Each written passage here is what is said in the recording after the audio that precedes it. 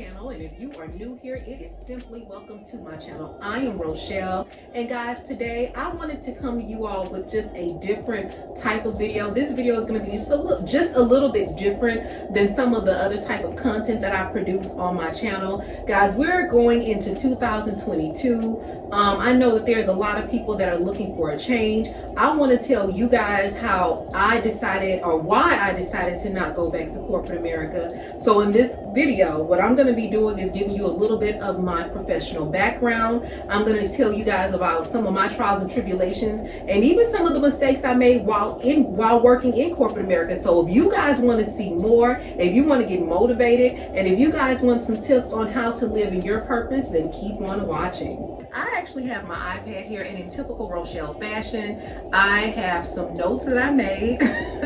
So there's going to be some times where we will definitely be looking at the iPad. And again, guys, this is just to stay on course, because if y'all have been watching my content for a long enough time, you know I'm gonna take y'all around the world and before I get to a point. So we're gonna try to stay on track, and we're gonna try to hit the good points and elaborate on those. So let me just give you guys a brief history of my professional background. So I actually went back to school. So guys, I was working in a professional setting, and I decided that I wanted to go back to school to complete my degree. Guys, I graduated from the illustrious PBAMU. And guys, I graduated with my degree in human sciences as well as fashion. And after I graduated from school, I did graduate. I was actually 40 years old when I graduated from college, and so I did go back as an older student. So I was on campus. Y'all, I was on campus with all of the young kids. So at the time that I went back to school, guys, I was working for AT&T, and I was working in retail sales. And I just knew that I wanted more, but I also knew that AT&T afforded me the opportunity for the flexibility that I need to go back to school to get my degree. Long story short, I pretty much finished most of my courses, but I still struggled with one, and that one course was algebra. So I actually ended up leaving AT&T to solely focus on completing that one course that was going to give me my degree. And so I ended up leaving AT&T. And when I left AT&T, I actually left and worked for, I actually sat a complete semester out and just solely focused on that course. But guys, I still struggled, and I still struggled with that course. And despite me completely sitting out and not working that semester at all, just to solely focus on that course, I still couldn't pass the class. So I decided that I would go back to work. Well, I actually had an opportunity to go back to work in an engineering firm, and that was actually the start of my engineering career. You know, despite they knew that I was working towards completing my degree, and despite that role that I had, it did require a degree, but they saw something. My manager at the time, he saw something in me, and he just simply wanted to give me the opportunity, and I felt blessed. Long story short, I ended up working for this structural engineering firm. This, guys, was the best job that I had ever had in corporate America. I absolutely loved my job. I loved my engineers. I don't have a complaint about this job, because this was the same job that these engineers, these young engineers from Texas A&M, put money together and paid for my last semester of school, because I did give it another try. When I went to work for the engineering company, I was the only Black woman at the time in that role, and I actually was overseeing 130 engineers, and so I was responsible for coordinating any type of field service or groundwork, transportation, anything dealing with the engineers. And I simply just didn't want to be in that role and be the only person without my degree, and then again, guys, being the only Black woman in that department. I just wanted to lead a strong example, and so I went back to school. But the beautiful thing was, those engineers, they got behind me, they helped me get my degree, they paid for my last semester of school, they paid for my books, and it was just, I had never experienced that amount of love before. It was just awesome. So long story short, I did work there for a while, and lo and behold, the company the company actually went bankrupt. So unfortunately, because the company went bankrupt, we actually just ended up, everyone got laid off. So that was very disheartening. And so at that time, you know, I was still in love with corporate America. I still saw myself climbing and going high. That position gave me the confidence that I needed. So that was the first layoff, okay? So I worked there for a while, for some years, as long as they were open. And then we all got laid off again because the company went bankrupt. The next opportunity I had was to go work for a robotics engineering firm. And guys, you'll see a pattern of just doors opening without me not necessarily even being qualified, just doors opening. So the next role I had, I worked at a robotics engineering firm. And this position was, again, me leading. I had 30 engineers in this role. And again, I was in charge of coordinating jobs, ensuring that they met the jobs, ensuring that they had the proper training, so on and so forth. So I worked in this role, again, male dominated. Most of the engineering positions I've had have been male dominating. So I worked at this company for quite a while. And again, guys, we got laid off. Well, I can just say, what I can say about these companies thus far is I did work with mostly men. Most of these positions so far, I was the only Black woman in the role that I had. So I had a pretty astute role, if you will. And I was the only Black woman in these roles. And I'm going to be honest, guys, I didn't have any issues.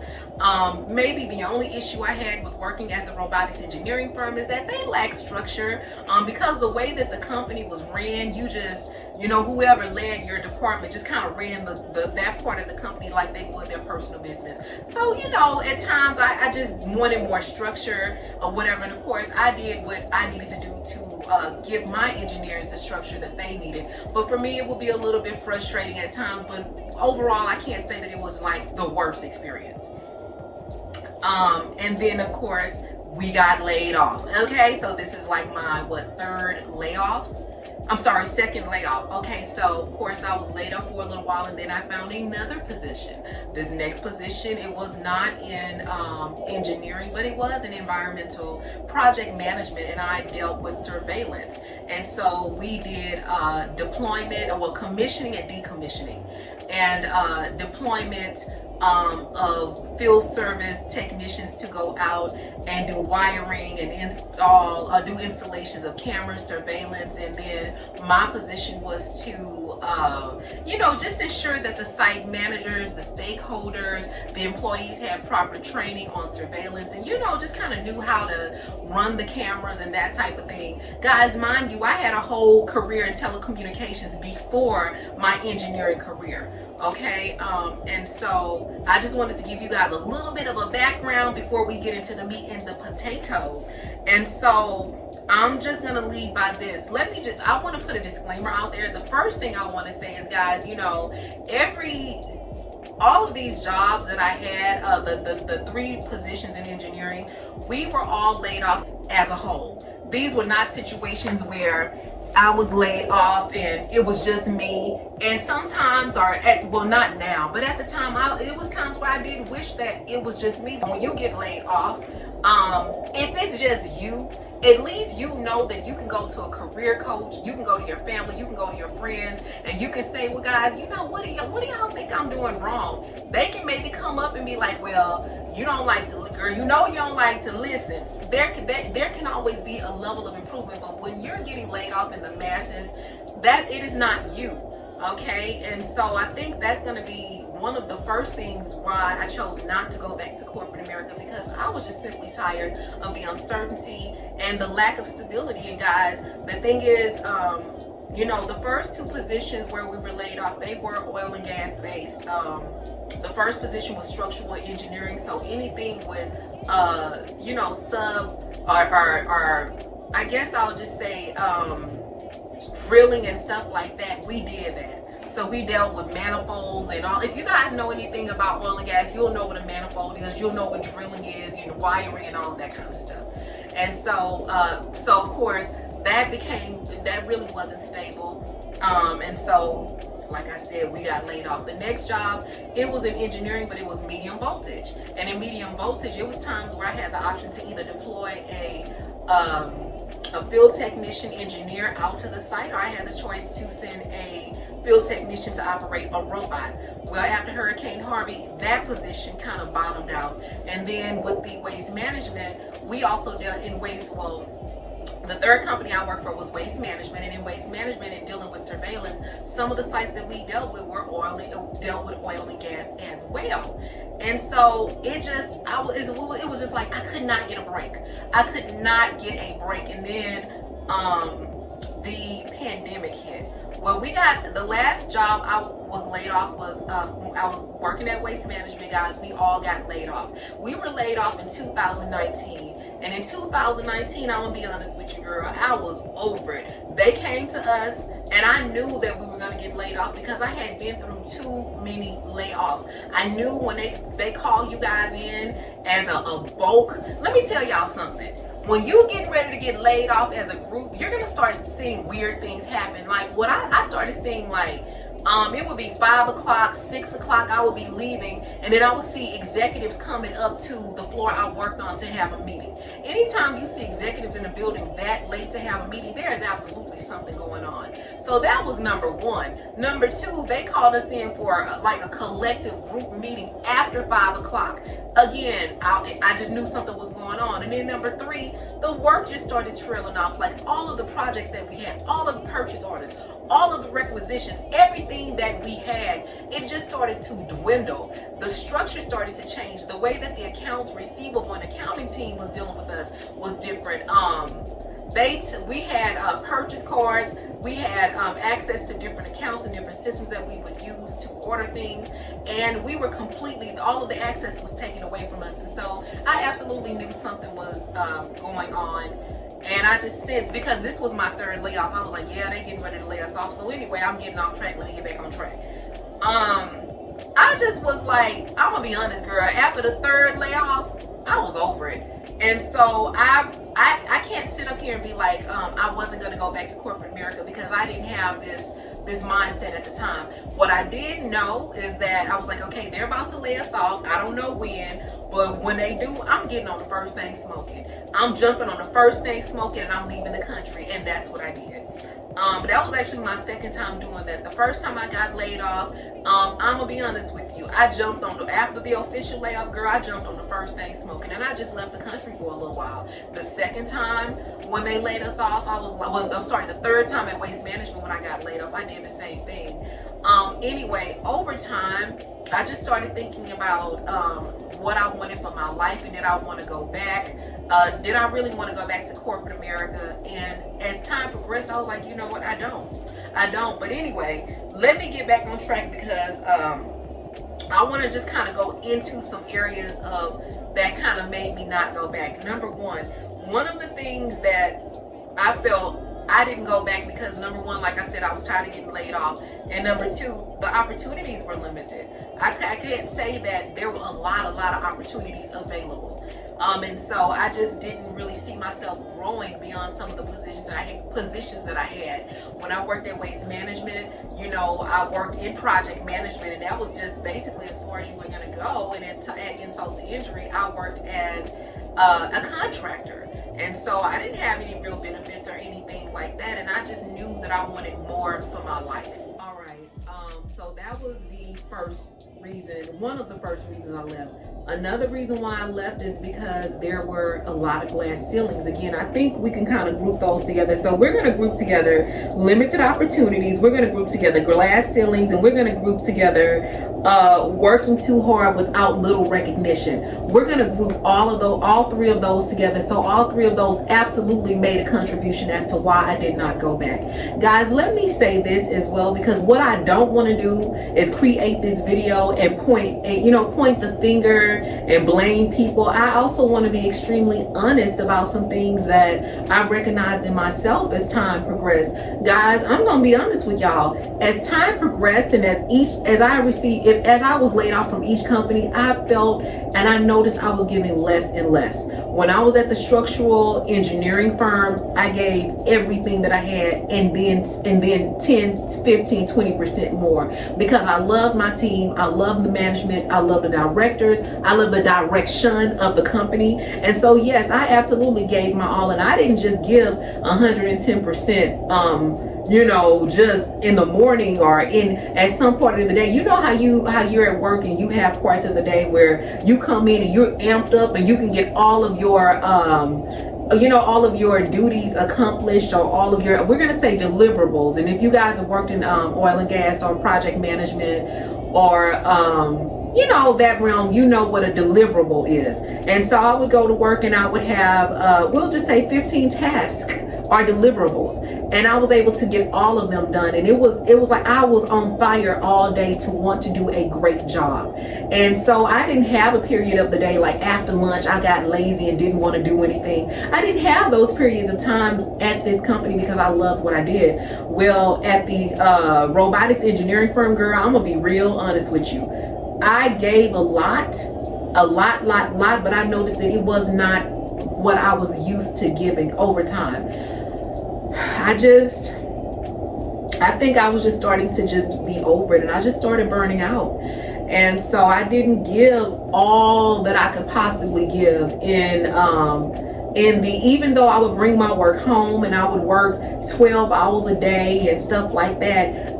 Despite that, I knew that I could give more. But let me just say this, baby, by the time I got to waste management, I'm gonna be honest with you, I was over it, and I did not give my all. I can be very honest and say I did not give my all. I was just over it.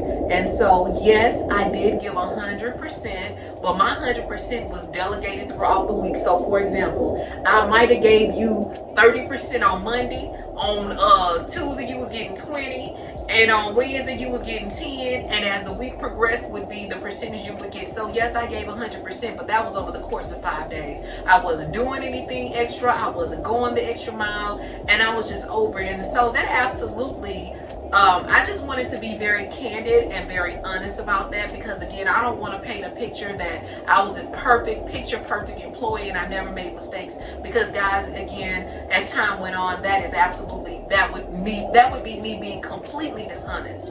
So I just wanted to get that out the way. But anyway, let's get back on track as to what, well, you know what? I can say that was one of the reasons why I left, because why would you continue to, one of the reasons why I chose not to go back, because I'm not gonna be a part of something where I cannot give my all 100%, because that's just how I'm wired. I'm naturally wired like that. And then I knew, so my thing was this: at waste management, if I wasn't giving my all, I was giving 100% over the course of a week, who knows what type of employee I would be coming into the next company.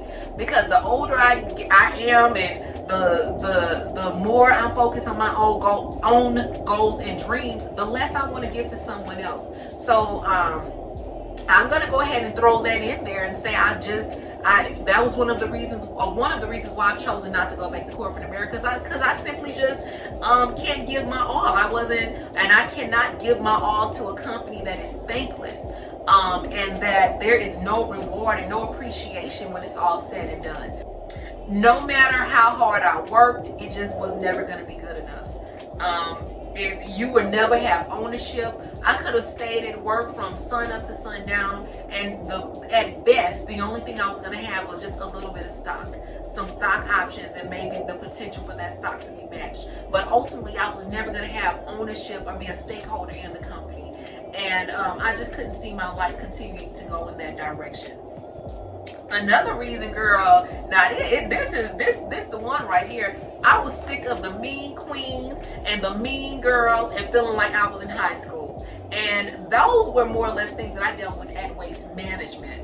When I worked for the structural engineering firm and the robotics engineering firm, guys, remember, I was the only woman in my department, so I didn't have to really deal with women in a capacity. Yes, there may have been another woman working close by, but I didn't really have to deal with women. But when I got to waste management, I ain't gonna lie, I was over it. I was over the mean girls. You know, I was just so sick of not being able to go to work. Every time you go to work, Michelle, can we talk to you? And it was like, I can't even get anything done because you always need to talk. You always need to talk to me. It was, Michelle, can we talk to you? I was just so over the pettiness and the mean girls and the, I can't, where did you get that from? It was the conversations being about my clothes and being about this. It was everything but about my performance, you know, and I was just over it. And I was just over the Karens. And guys, I want to address something when we talk about Karens. I want to dispel the myth when I talk about Karen that we're talking about some middle-aged white woman. That is not what I'm talking about. A Karen can be anybody. It can be any race, creed, or color. It is simply your temperament that can easily make you a Karen. I'm talking about a woman that is absolutely, positively just a troublemaker. Somebody who has set out to put her nose in your business and make your life a living hell. That's the Karen in which I am talking about. So I am not talking about specifically an Asian, Black, African American, Hispanic, Pakistani, Indian, any type of nationality in which you can think of. I am not necessarily talking about any nationality. I am simply talking about a woman that is just an absolute terror, and she is set out to make your life miserable. So I did want to just address that, but I ain't gonna beat a dead horse. Let's move on.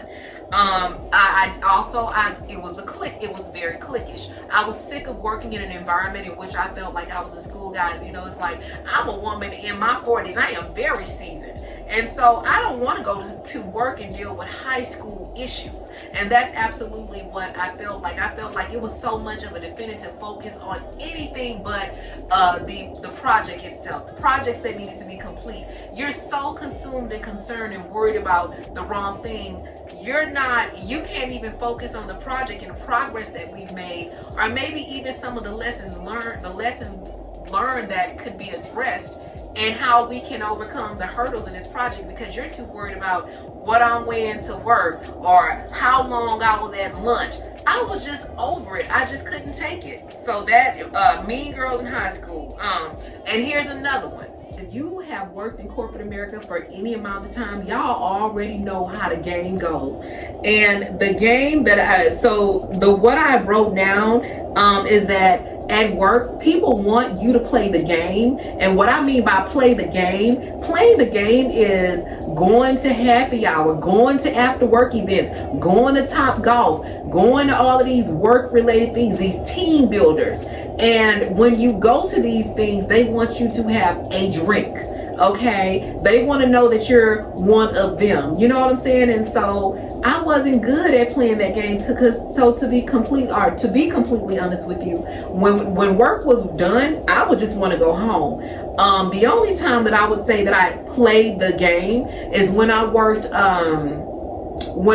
at the structural engineering firm, because I didn't mind. I love my engineers. I love hanging out with those guys. Now, with them, what I would do, because I didn't necessarily want to drink with them, I would go to the bar and I would order a glass of Sprite, heavy on the ice, and so it would just look like I was drinking straight up vodka, and I would just kind of nurse the drink and babysit, but you know, it made me look like one of the cool kids. And so I would play the game there. But girl, after that, I was like, I'm not, you know, once we got laid off from the structural engineering firm, I was pretty much done.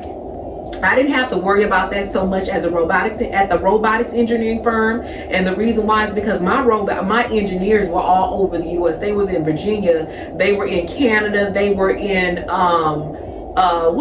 California, and you know, they were in South Carolina, North Carolina. So I didn't have to worry about playing these games with them. Okay, so that was fine. But girl, then we get to waste management, honey. They want you to play the game. They want you to tell all your personal business. I'm talking about, you know, doing a little happy hour thing. And I would go out and I would do some stuff, but I just wasn't real good at just telling my personal business. And so because I work with predominantly women, you know, I guess they felt like, well, if they didn't know anything about you, you were not you were not in the in crowd. So I'm gonna be honest with you, I did develop a way to play the game, but not in the way that they wanted. Well, not in your traditional sense. So girl, I'm gonna be real honest with you. what I would do, because I know one time I got one of those, Michelle, can we talk to you? I got one of those, and it was like, we've just been noticing that you've been acting really differently, and you know, and I'm like, okay, here we go. So what I decided to do, and this is not something I would do at work often, I was like, you know what, I'm about to play that game, girl. I'm gonna be real honest with you. I just poured on the tears. I just poured on the tears and just told them that, you know, basically my life was falling apart. And so that was the game that I played. And it's just crazy how miraculously things turned around, meaning that all of a sudden, because they felt, now I'm gonna be honest, my life wasn't falling apart. Actually, let me go into a little bit more detail. What I said was, I was just like, oh, you know, because at the time I probably was acting really differently at work, because girl, I was just over it. I was over it. I was over working with just being told what to do on a consistent basis. Just being told, like, for example, if it was raining really, really bad outside, you have some woman who's not that much older than you telling you, well, I was thinking about letting you go home early. I'm like, you was thinking about letting me go home early? They just had a news advisory that we have a flash flood warning in the city of Houston. You're not in a position to let me do anything. So I was just over that whole, you know, just the whole asking for permission or somebody making a decision if they were going to let me go home because it was going to rain outside or it was going to flood. I was over it. And so I just started playing the game, but in a different way. Not the game where we gonna go out and we gonna drink. I was playing the game, well, let me let them think that they know a little bit more about me, but none of this stuff has to be true. So what I ended up doing was, when they called me in the office, Michelle, can we talk to you? I went in the office and they was like, we just noticed that you've been acting really different. And so I was like, well, yeah, you know, my life is in shambles right now. I have to pay tuition for my niece and my nephew. They fell behind on their tuition. They didn't tell me until the last minute. And I also have to have surgery. Of course, I just started crying after that. You know, I just poured on the tears. And again, like I was saying before, guys, it was amazing how miraculously, now that you guys think you have one up on me, you think you know something, then now you're understanding. And so what I ended up doing, I'm gonna be real honest with you, and I don't know if anyone from waste management is listening, but to remind, here we go. So what I ended up doing, after I, you know, told them what was going on in my life, girl, please, I got some time off of work and I went and got my boobs done. That's what I did, because I was like, I'm tired of this shit. So I ended up going, and I took some time off of work and I went and I had a much needed breast lift. And so that's how I played the game, and it worked. And I went back to work and that was that. So yeah, so that was another reason why I, you know, I left corporate America, because I was tired of playing the game. And so what I did, I used the game to my advantage, and it absolutely worked. And so yeah, I addressed that, found myself playing the game. Guys, another reason why I left corporate America is because, girl, I hated going to work. I absolutely hated going to work. Job that just absolutely positively made me hate corporate America and made me be like, I hate this with every being in my soul. It was waste management. I'm gonna be honest with you, that was my turning point. But I hated going to work, and the reason why I hated going to work, I hated being at work, is because, guys, I worked at the waste management location downtown. Used to sit, my office literally used to be across the street from Morton's Steakhouse, okay? So the worst thing, or the thing that was so difficult for me is, girl, on Fridays, I would still be at work, pushing buttons, pushing paper, submitting requisitions. It would be like 5:40, 5:30. And I would literally still be at work working, and I would look across the street at Morton's Steakhouse, and girl, it's people over there enjoying their life at happy hour.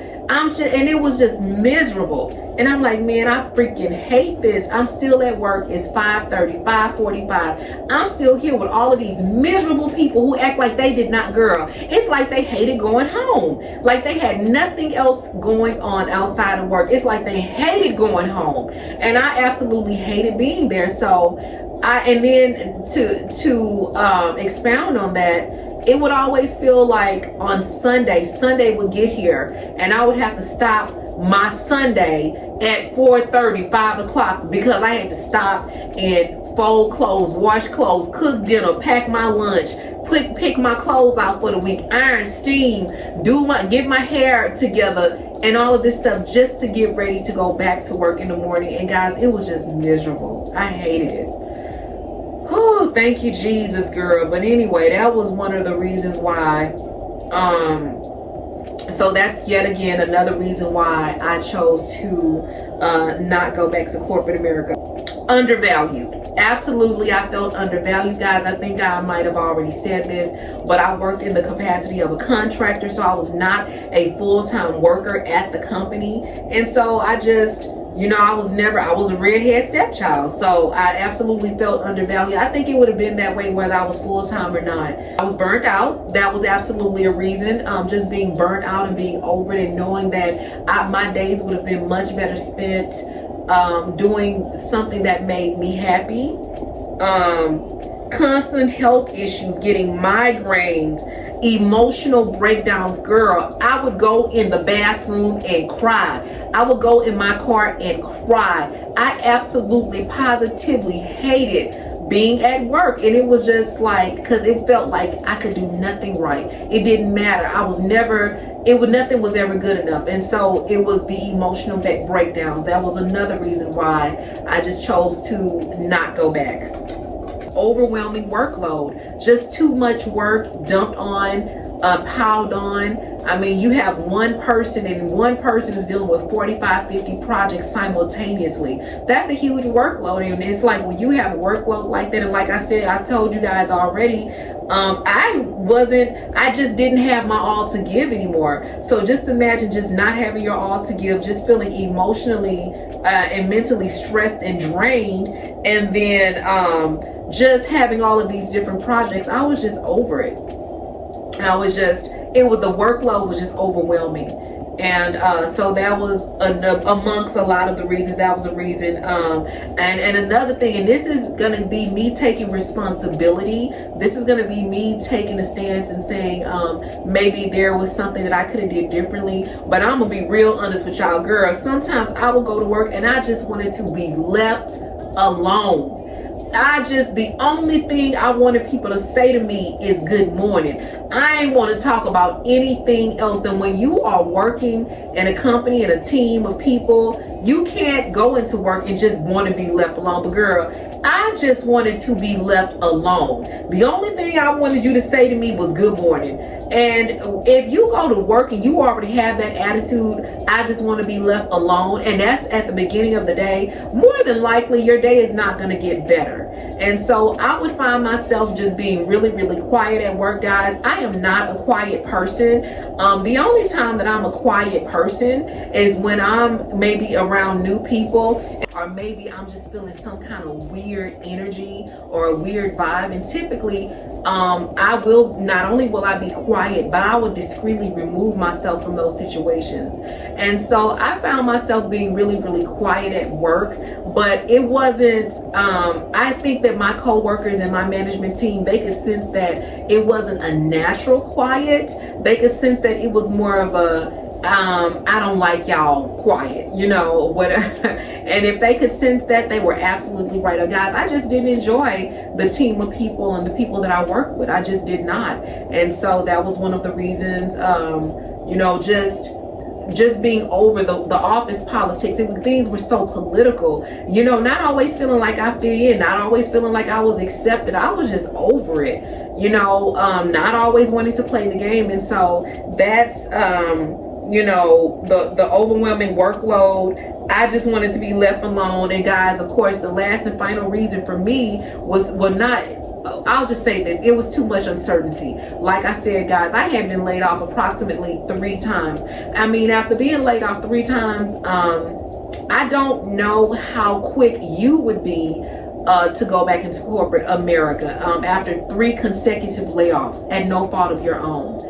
despite me being laid off and I was over corporate America, you know, I come from a generation, my generation, we're just used to working. Yes, we're computer savvy and we know our way around a computer and stuff, but we are the generation that I've been in. You were taught to go to college, graduate from high school, go to college, get a highfalutin corporate job, you know, somewhere working on the 25th floor overlooking the city of Houston and making a whole lot of money, working there for however many years, and then, you know, retiring. And I'm gonna be honest with you, for a long time that was my dream. That was, to me, my picture of success. If you would have asked me, what is your picture of success? My picture of success is exactly what I just said. Working for a Fortune 500 company in an executive role, having an office, a corner office on the 25th floor overlooking the city of Houston. That was my picture of success. And as time went on, my picture of success changed. My picture of success became, and I was just talking about this earlier today, my picture of success now is I get to wake up and do what I want to do. My picture of success is I don't have to go be locked up in a corporate office all day, and you don't own me and you don't own my time. And this is me speaking to corporate America. That's my picture of success. My picture of success is saying, you know what? I'm not going hard enough, so I want to focus on this, and this, and then I focus on this, and this, and then I see an immediate return. I'm not going to say return on revenue, but I see a return on my investment. And a return on my investment could be me looking back at a project that I did and saying, man, I'm so proud of myself. That in itself is enough for me, for me to not go back and for me to choose to walk in my purpose. But I think I might have gotten off track, but let me try to get back on track. So guys, when the pandemic hit again, I still had the mindset that I wanted to work in corporate America. You know, the phone was ringing and I was still entertaining the idea of going back to corporate America. But at the time, I was interviewing like crazy and was not getting any interviews. And I was like, this is not, it just was unbelievable, because I am the person, if nothing else, girl, I can go get a job interview. If I can't get anything else, not only can I get an interview, I can get the job.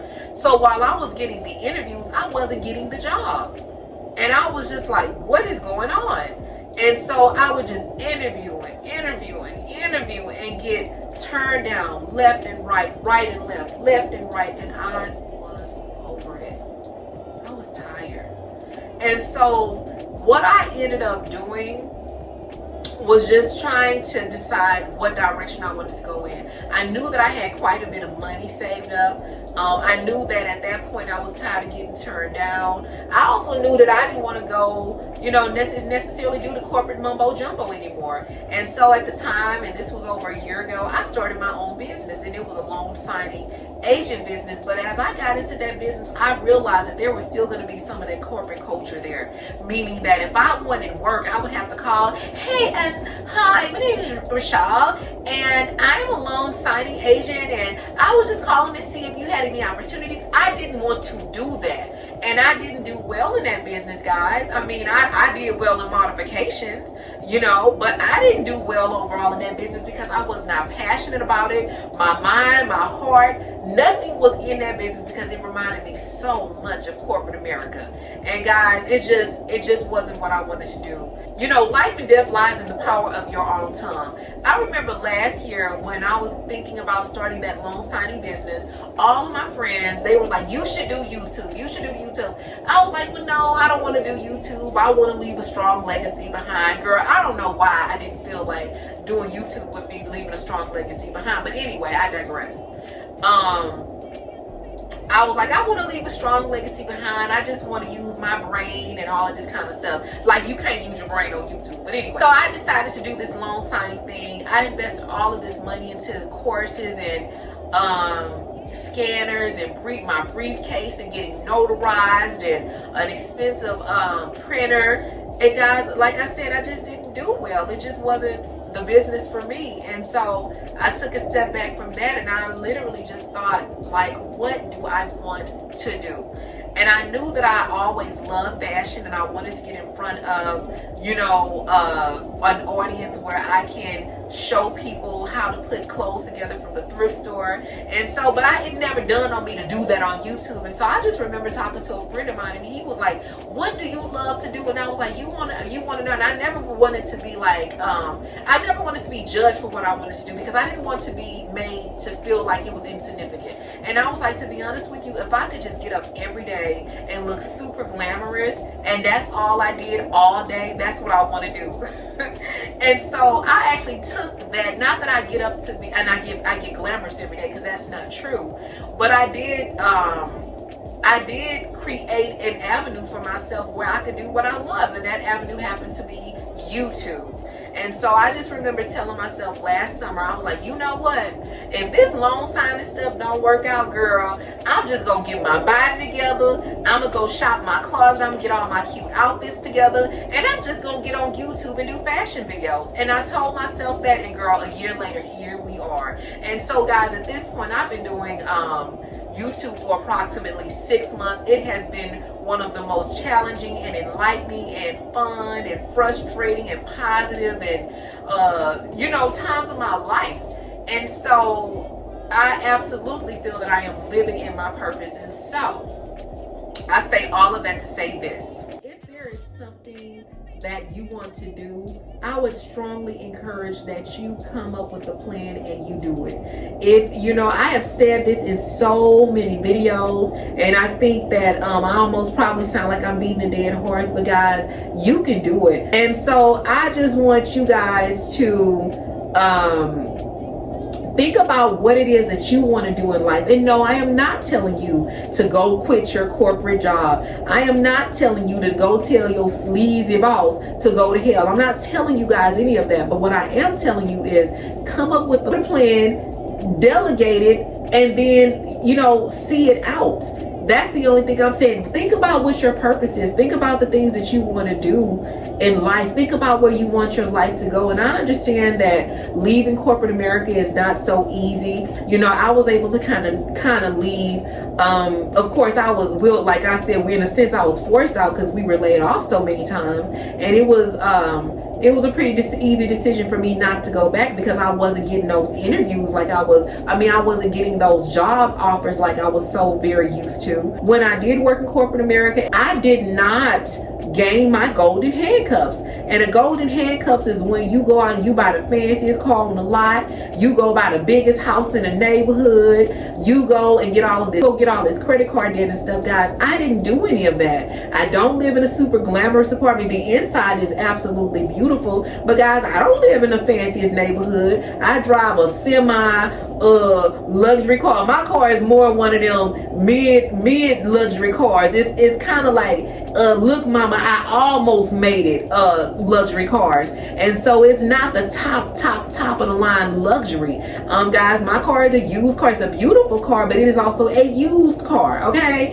And so what I'm gonna encourage you guys to do is look at, if there is something you want to do and you tired of sitting up in your miserable job dealing with, like I said, your sleazy boss. Look at your expenses. See where you can cut the fat. I'm not telling you to quit your job tomorrow. I'm just saying put yourself in a position where maybe in 6 or 7 months it might be possible for you to walk away. Be willing to employ delayed gratification. You know, some of the things that you enjoy doing, going out on the weekends and going to fancy dinners, and you may have to put some of that on the back burner, but I'm telling you, it would be worth it. And so I would just say, do what you have to do to walk in your purpose. And girl, if all else fails, just know that no matter what, God is going to make a way. I guarantee you. It is so many times where y'all, you know, I get scared. Again, I talked about this already, but baby, I get scared. There's days where I be like, girl, what are you doing? You don't know what you doing. And I don't. But guess what? It's best to do it scared than not do it at all. I can do it. You can do it. I just want us to walk in our purpose in 2022. I wanted to bring you guys this video to show you that whatever it is that you put your mind to, you can absolutely do it. There is nothing holding you back. I want to let you guys know that the power of life and death lies in the power of your own tongue. I want to let you know that if you take one step, God will take two. I want to let you know no weapon formed against you shall prosper. I just want to encourage you guys and let you know that anything is possible. But guess what? You got to just put you got to put one step forward. You got to make the first step. You have to make the first step. And guys, I don't want us to live, life is not meant to be long suffering. And so, I know I'm getting preachy, I'm getting preachy right now, but I just, whatever it takes to encourage you guys, do it. I'm trying to see if there's anything else that I have to tell y'all. I just wanted to, I know this video might have been a little bit all over the place, but I hope that this message falls on the right ears and whoever it is intended for gets the right message, guys. I think I've given you enough. I really appreciate you guys for watching this video. Again, like I said earlier, I hope that there is somebody that I was able to encourage. I hope that you guys find the strength within you and you do whatever it is that you want to do. I also want you guys to leave your comments and everything below. If you guys have any questions for me, if you enjoy this content and you guys want to see more videos based around corporate America or walking in your purpose, please feel free to let me know in the comment section below. And also, guys, we are on a journey to 1,000 bombshells. Yes, 1,000 bombshells. So what I would like for you guys to do, if you have not done so, please comment, please rate, and absolutely please subscribe. And lastly, guys, I would love for you to share this video. But I think I've said enough. So I'm gonna see y'all in the next one.